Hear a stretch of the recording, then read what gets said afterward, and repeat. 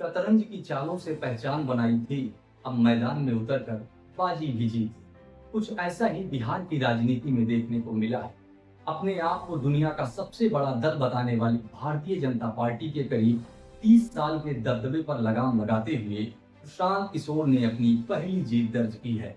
इस जीत के साथ उन्होंने यह संदेश दिया है कि कम से कम बिहार की राजनीति में सक्रिय सभी पार्टियां अब उन्हें केवल एक रणनीतिकार न माने, बल्कि जनसुराज के एजेंडे पर चिंतन मंथन भी शुरू कर दें, क्योंकि अगर यह आगाज है तो आगे का अंजाम चौंकाने वाला हो सकता है। 3 अगस्त 2026 सुबह 8 बजे पटना के काउंटिंग सेंटर में मतगणना शुरू होती है। पूरे बिहार की नजर सिर्फ एक सीट पर टिकी थी, बांकीपुर विधानसभा सीट। सवाल सिर्फ इतना नहीं था कि कौन जीतेगा, बल्कि ये भी था कि क्या भाजपा 1995 से चले आ रहे अपने मजबूत गढ़ को बचा पाएगी या चुनावी रणनीतिकार से नेता बने प्रशांत किशोर इतिहास रच देंगे। जैसे जैसे राउंड आगे बढ़ते गए, एक नाम लगातार बढ़त बनाए रहा, प्रशांत किशोर, और आखिरकार नतीजा आया। जनसुराज ने विधानसभा में अपना पहला खाता खोल दिया। लेकिन इस कहानी को समझने के लिए हमें थोड़ा पीछे चलना होगा। बिहार की बांकीपुर विधानसभा सीट कई कारणों से चर्चा का विषय बनी रही है। 1995 से यह सीट लगातार भाजपा जीतती रही है।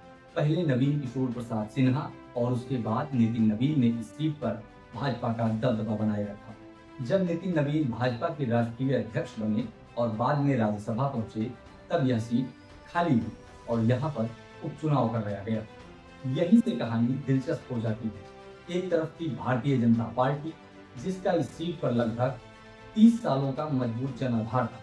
दूसरी तरफ थे प्रशांत किशोर, जिनकी पार्टी जनसुराज को कुछ ही महीने पहले बिहार में जो विधानसभा चुनाव हुआ था, वहां पर एक भी सीट नहीं जीत पाई थी, बल्कि कई सीटों पर उनके उम्मीदवारों की जमानत तक जब्त हो गई थी। ऐसे में राजनीतिक विश्लेषक सवाल उठाने लगे थे कि क्या प्रशांत किशोर सिर्फ एक अच्छे रणनीतिकार हैं, लेकिन जमीनी नेता नहीं।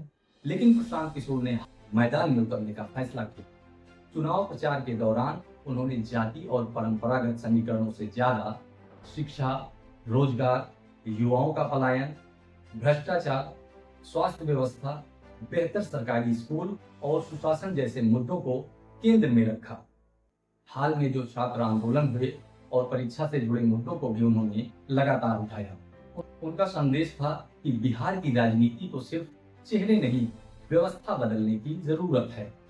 अब बात करते हैं नतीजों की। मतगणना पूरी होने पर प्रशांत किशोर को 64,151 वोट मिले।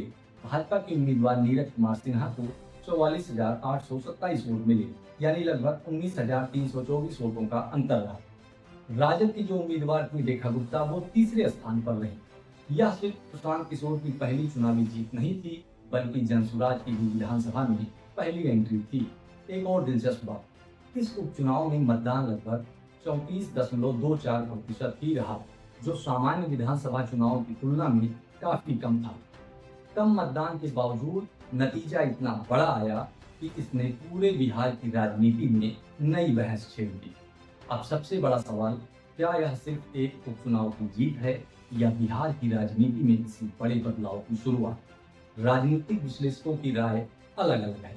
कुछ इसे भाजपा के लिए चेतावनी मान रहे हैं और मानते हैं कि युवाओं, शिक्षा और रोजगार जैसे मुद्दों का असर अब चुनावी नतीजों में भी दिखने लगा।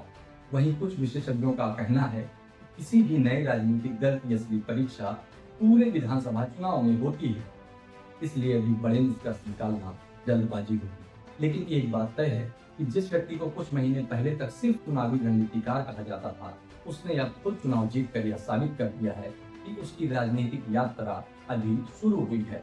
यह शुरुआत कितनी बड़ी होगी, इसका फैसला आने वाले चुनाव तय करेंगे।